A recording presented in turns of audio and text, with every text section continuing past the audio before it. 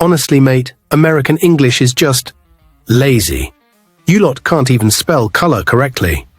Where's the U? Did it get lost on the way to the dictionary? Oh, come on. We just made it efficient. Who needs that extra U? It's like putting fancy rims on a bicycle. Unnecessary and outdated.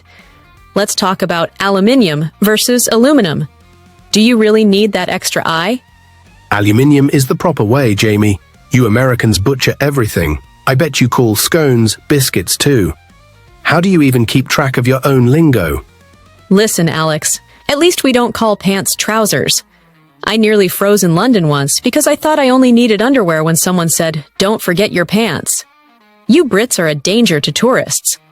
Oh, please, at least our phrases have class. You guys turned bonnet into hood. What are we driving, a car or a jacket? Hey, at least our words are straightforward. I'm still trying to figure out why Brits call an apartment a flat.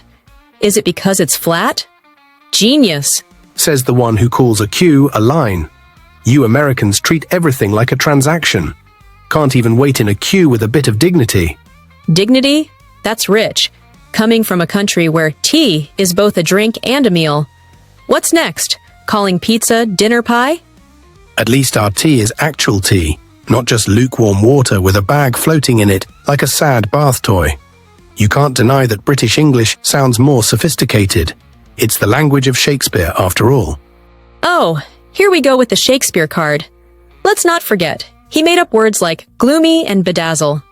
We Americans are the ones who brought you cool slang like binge watch and facepalm. And we have Hollywood, so there.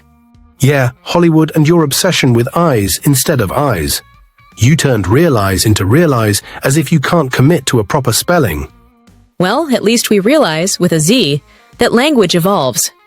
You Brits are stuck in the past. You probably still say thou and thee at tea parties. Oh, Jamie. While you're busy dropping letters and altering spellings, we're preserving the heritage.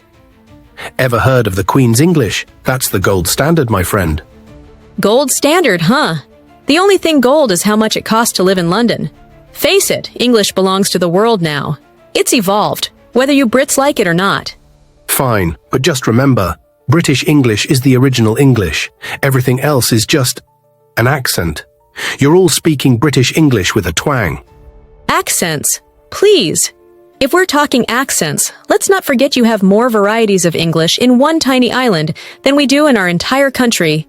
Try ordering chips in Britain and end up with cold fries or worse, crisps. That's just chaos. Chaos? You want chaos? How about American slang? A fanny pack means something entirely different in the UK. Let's just say you wouldn't wear it in public. Touché. But at least we gave the world the words selfie and emoji. You guys were still saying photograph while we were snapping pics on our smartphones. All right, truce. How about this? We agree that English in all its forms is the best language in the world. Whether it's your American slang or our posh British terms, it keeps life interesting. Deal, but only if you admit that American English is a little easier to learn. Come on, drop the U, and let's call it even. Fine. I'll drop the U if you promise to try a proper English scone with clotted cream. None of that American biscuits and gravy nonsense. Deal. But you have to admit, our biscuits are delicious.